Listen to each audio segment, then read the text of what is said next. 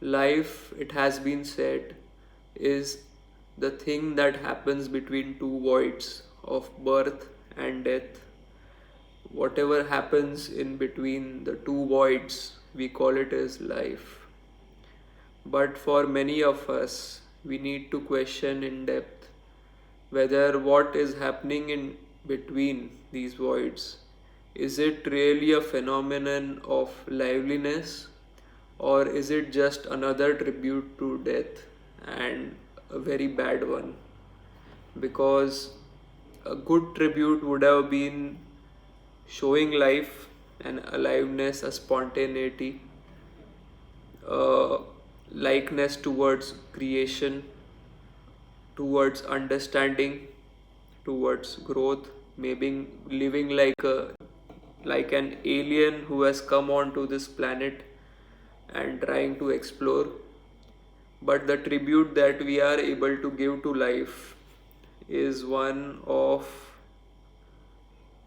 surrender, is one of death, lifelessness, despair, and misery. We are so dumbed down by life's workings that we are not able to respond to it beyond measure, except for attuning to robotic tasks which take us into a space from where we are not able to reach our potential, limiting ourselves and limiting whatever comes in touch with us, just dumbing things down. What is this fear that we face continuously that makes us underachievers, that makes us sit into the box, that makes us define what we can do and what we cannot without having tried to explore our potential? What is it that restricts us so much that we are not able to imagine a life lived in freedom, lived in graciousness, living in tune with our values? What has deserted us to such an extent that we become mere spectators of others who are trying to express themselves, who are able to create amazing displays in terms of their capabilities, in terms of their prowess, in terms of their expression of their skills, their attitude, their purpose? Even if one is able to witness such people or persons, it is still a luxury, it's still something very shubh, or something which is in a positive direction, because that is still not a hopeless case. Vying for something which is high makes one higher in a certain way. Excellence breeds excellence. But what can we say about the ones who are not ready to look at something which is beautiful?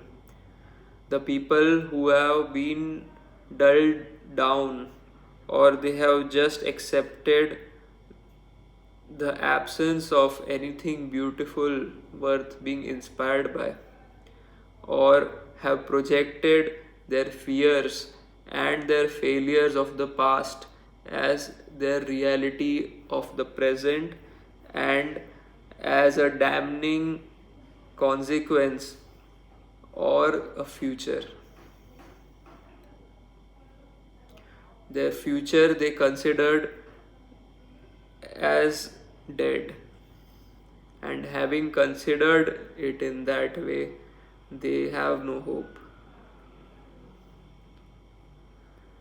It is a lost cause in many ways, yet there lies someone's task to make them believe, or to make them aware of something that is so beautiful and it exists in that very life that has been so disappointed, and simultaneously there is a possibility.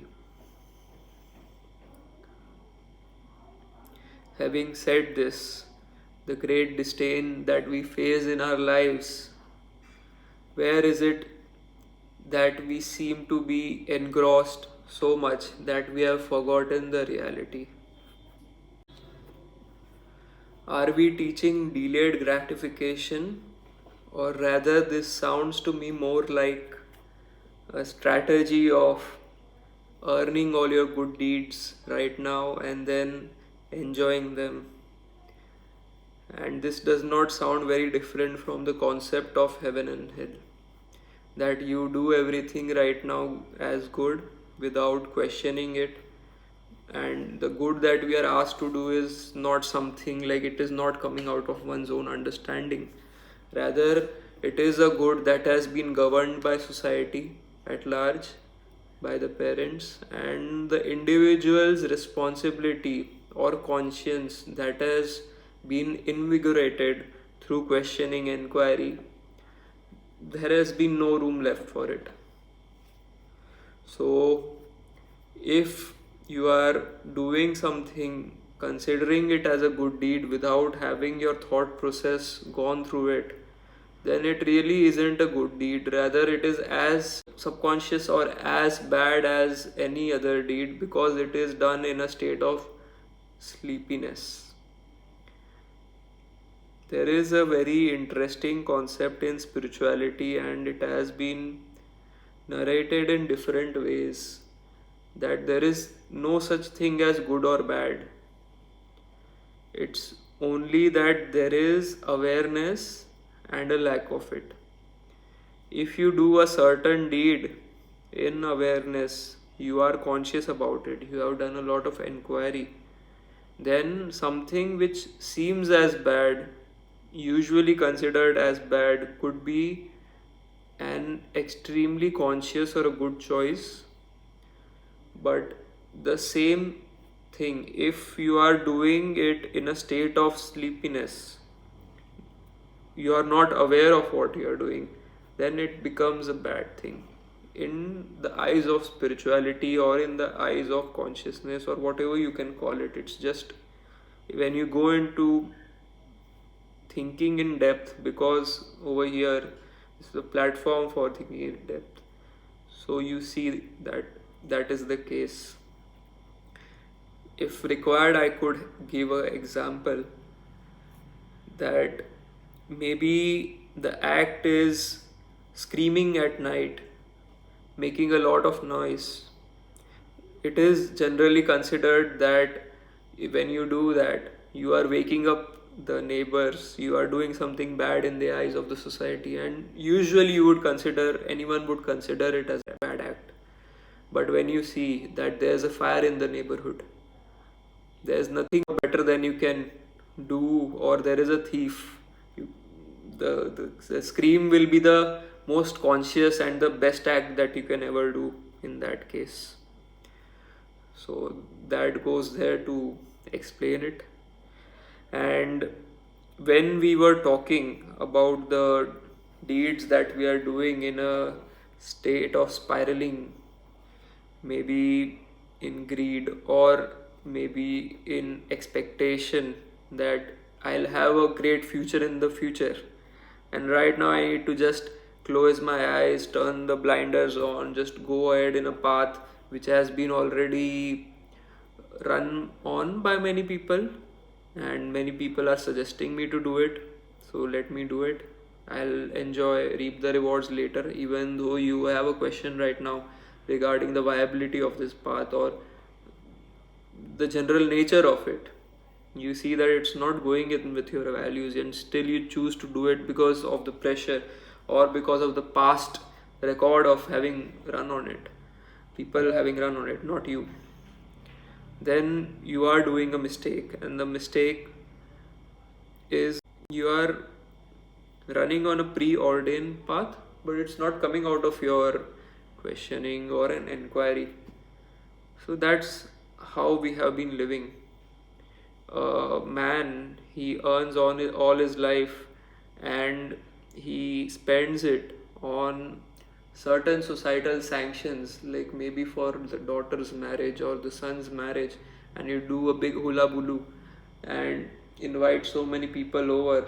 It's beautiful to celebrate something, and I'm not saying it shouldn't be done, but the scene is that you have to see that what you are doing, is it arising out of your awareness as to are you doing it as a celebration, or how much of it are you doing it as a way of just pleasing the society. It's not necessary to be enemies with the society or something like that, but the question is that if you are in a state of mind which is more like pleasing, like you are going towards doing things for the gratification of the society, then let me assure you that it's never gratified in a way. It's very tough to gratify society, and this is still like a very common knowledge that how much ever you do, if you are in a mentality of gratification, for vindication, for sacrificing for the sake of looking better, not because it is coming out of your heart, but you are doing it just to look better, then how much ever you do is less, because your inner nature cannot be hidden so easily. And we see this acts happening so often in our society that people donate for them to look like great, what do you call it, philanthropists. You can do that even despite not having a single intention of helping the people, rather to prop up the optics. But your acts, if they are not coming from that center, they wouldn't have the result that you want through them in your life. They fall very flat and quite shallow. We many a times try to hide away the faults in our nature through doing impulsive actions. There is a great story of human psychology from the perspective of a beggar. Now, beggars are extremely smart, at least some of them are, as they know whom to ask, when to ask. Now, it was observed through a psychological study that beggars used to choose people to ask alms from. So, when they used to do that, it was observed that they used to look for people who are with other people. Like, it had a higher probability of the persons to give them donations when they were with other peoples. The basic answer or the basic reason why this used to happen was an urge for the persons to not look as uncharitable to the people around them. Usually they did not care. Basically, they were not doing it for out of their goodness or out of feelings of empathy or sympathy towards the beggar. Rather, it was an act that was being done to show their charitableness. And such is the nature of humanity. We do more things for the show of it and less for the impact that they create. And I think someone who is conscious needs to write this down and try to bring it in their lives. Because only out of knowing your true nature will you be able to improve. And without knowing the truth, it's not possible.